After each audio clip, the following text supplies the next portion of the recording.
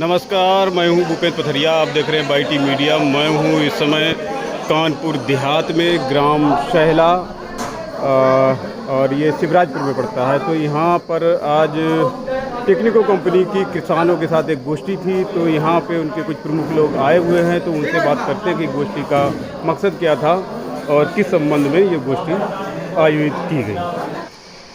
ये हमारे साथ टेक्निको के कुछ अधिकारी लोग हैं। ये विवेक जी हैं हमारे साथ, और ये एन के झा जी हैं। ये आपका परिचय साहब क्या है? के शर्मा है, हम डिस्ट्रीब्यूटर हैं कंपनी के। अच्छा, कंपनी के डिस्ट्रीब्यूटर। आज जो किसानों के साथ जो गोष्ठी रखी गई, इसका मूल मकसद क्या था?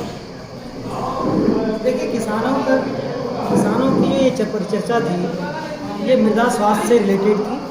और किसानों तक जो कंपनियां आज के दिन में किसानों के साथ मिलकर इस आलू की मूल्य श्रृंखला को मजबूत करने में काम कर रही हैं, तो किन किन क्षेत्रों में हम किसानों के लिए क्या क्या काम कर रहे हैं, ये उन तक पहुंचाना मुख्य मकसद था इस मीटिंग का।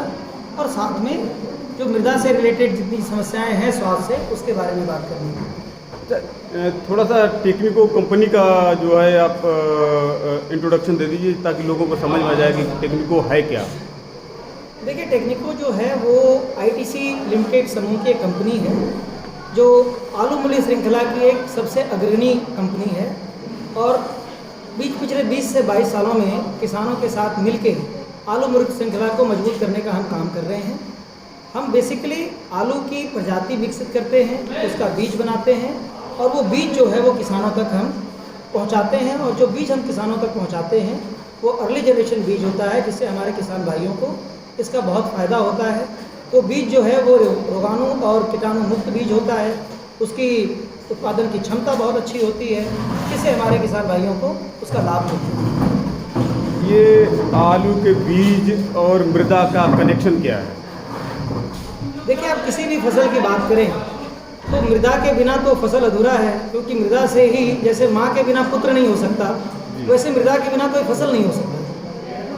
आप किसी भी फसल की बात करें तो आपकी शुरुआत ही मृदा से होती है जी। और जैसा हमारे मित्र विवेक जी ने बताया कि मृदा और माँ एक समान होती है, तो ये हमारा कर्तव्य है कि जैसे हम अपनी माँ की देखभाल करते हैं, वैसे ही हम मृदा की देखभाल करें। विवेक जी, आपसे एक सवाल। आलू के लिए मिट्टी की मतलब क्या क्या चीज़ों का ध्यान रखना चाहिए किसान को? देखिए, आलू की फसल के लिए या किसी भी फसल के लिए मिट्टी का अच्छा होना बहुत ज़रूरी है। तो आज जो मेरी मिट्टी की, जो मेरी माँ की स्थिति है, वो थोड़ी दयनीय हो चुकी है। तो मैं सभी किसान भाइयों को हाथ जोड़ के रिक्वेस्ट करूँगा कि वो अपनी सॉइल की टेस्टिंग ज़रूर करवाएं, एक अच्छी लैब से जांच करवाएं, क्योंकि एक अच्छी पैदावार में एक अच्छे बीज का और एक अच्छे सॉइल का सिलेक्शन होना वो बहुत मायने रखता है। तो अगर मेरे किसान को अच्छी पैदावार लेनी है, अच्छी क्वांटिटी और क्वालिटी लेनी है, तो फिर उसको सॉइल के साथ जाना पड़ेगा। उसकी बैलेंसिंग फर्टिलाइजर डोज क्या हो, उसके लिए जाना पड़ेगा। और बैलेंसिंग डोज आपको सॉइल टेस्टिंग ही बता सकती है, अन्यथा और कोई नहीं बता सकता। कि मिट्टी की जो स्थिति है वो जांच करने के बाद ही पता लगेगी। यही हमारा आज मेन उद्देश्य था कि किसान को मिट्टी के प्रति जागरूक किया जाए कि आज हमारी मिट्टी की क्या स्थिति है, क्या क्या बीमारी वो पैदा कर रही है और उसको कैसे दूर किया जाए। तो आज हमारी किसान सभा का यही मेन ऑब्जेक्ट था। बिल्कुल, देखिए, ऐसा है कि जैसा विवेक जी ने कहा कि मिट्टी की सही परीक्षण होनी चाहिए। तो किसान भाइयों पे हैं, वो जाके पता कर सकते हैं, उसको कर सकते हैं। लेकिन एक बिफोर मैं अपनी वक्तव्य पूरी करूं, मैं किसान भाइयों से एक और अनुरोध करूंगा कि जितनी नई प्रजाति कंपनी आपके लिए लेके आ रही है, उन सारे प्रजातियों को, जैसे हमने खाने के क्षेत्र में अंबर डिलाइट, एवरेस्ट, T116, ये नई वैरायटीज़ हम लेके आए हैं आपके लिए। इस वैरायटी को आप ज़रूर ट्रायल करें और देखें। जहाँ तक हमें ये उम्मीद है कि ये सारी वैरायटी जो आपकी अभी जो वैरायटी प्रजाति आप लगा रहे हैं, उस वैरायटी से बहुत उत्कृष्ट वैरायटी है, और आने वाले समय में ये आपको अच्छी उत्पादन के साथ साथ मार्केटिंग में भी आपको मदद करेगी। आजकल किसान जो है आलू का उत्पादन करके एक समस्या से बहुत ज़्यादा जूझ रहा है, वो है चेचक। आदमी आलू पैदा करता है और जब खुदाई के समय उसको पता चलता है कि मेरे आलू में चेचक लग गई। जो आलू 800 रुपये कुंटल बिक सकता है और वो नहीं रहता है 200 रुपये कुंटल का भी चेचक लगने का। और जिसका किसान के पास अभी तक कोई इलाज नहीं है, क्या इसका कोई सोल्यूशन आप लोगों के पास है? देखिए, ऐसा है कि चेचक एक ऐसी समस्या है जिसका निवारण या निदान जो है पूर्णतः कहीं भी अवेलेबल नहीं है, कहीं उपलब्ध नहीं है। बट इसको हम कई तरीक़ों से मैनेज कर सकते हैं, एक कोई तरीका नहीं है इसका। आपको शुरुआत करनी पड़ेगी अपनी मिट्टी बदलने से। मिट्टी बदलने का मतलब है कि जिस खेत में आप इस बार आलू लगाएं, अगले बार वहाँ ना लगाएं। अब कितने किसान भाइयों के पास ये सुविधा है जिनके पास कि खेत की उपलब्धि ज़्यादा हो और वो हर साल नए नए खेत में लगा सकें, वो देखना बड़ा महत्वपूर्ण है। उसके बाद अगर खेत नहीं बदल सकते हैं तो प्रजाति बदलें, हर साल नई बीज लगाएं। और जो अच्छी बात है, जो हमारे वैज्ञानिक मित्र विवेक जी ने अपने वक्तव्य में बताया था कि भाई जब अच्छी गर्मी पड़ रही हो उस समय अगर सॉइल का सोलराइजेशन करें, उसके बाद धनचा का फसल लगाएं और लगाने से पहले, आलू लगाने से पहले उसमें जब गर्मी सोलराइजेशन आप कर रहे हैं तब ब्लीचिंग पाउडर का उपयोग करें। ये सारी चीज़ें अगर हम करें और बीज का उपचार करने के बाद बीज का उपयोग करें, ये सारी चीज़ें अगर हम करें तो कुछ हद तक हमको चेचक से थोड़ी मैनेज करने में हमको मदद मिलेगी। बट हालांकि हमारा ये मानना है कि 100% चेचक जाना बहुत ही मुश्किल है।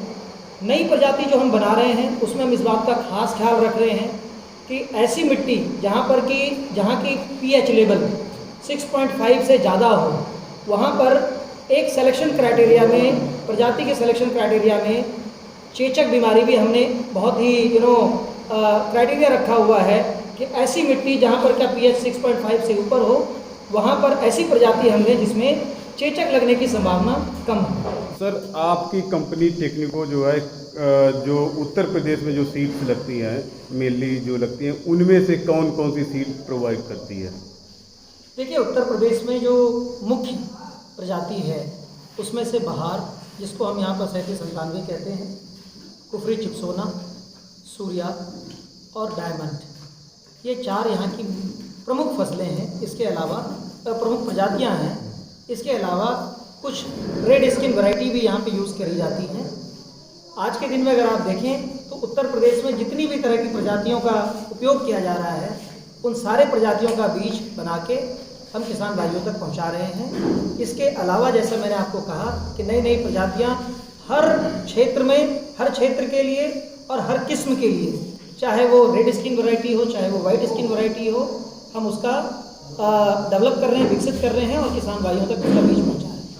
ये कुफरी बहार है, चिप्सोना है, या सूर्या है, या डायमंड है, ये तो वैरायटियाँ CPRI की हैं। आप बिल्कुल ठीक कह रहे हैं। देखिए, हम ब्रीडर नहीं हैं, हम वैरायटी ब्रीडिंग नहीं करते, वैरायटी डेवलप करते हैं। हम वैरायटी डेवलप करते हैं। और आज के दिन में हमें ये बताते हुए बड़ी खुशी होगी कि ग्लोबली हम 13 ब्रीडर्स जो आलू की बीज की किस्में ईजाद करते हैं, उनके साथ हम ग्लोबली काम कर रहे हैं।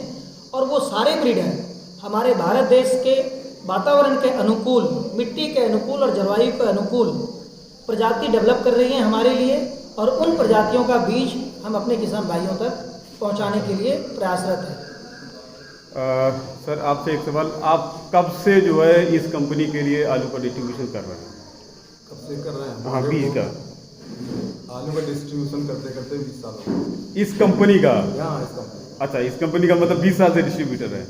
कौन कौन सी वैरायटी अपनी एरिया में चलती है? ये कानपुर देहात का एरिया पड़ता है पूरा? जहाँ पर हम बैठे हुए हैं जी, इस एरिया में मैक्सिमम सबसे ज़्यादा वैरायटी चलती है 3797, जिसको कंपनी कुफरी बहार कहती है। ओके।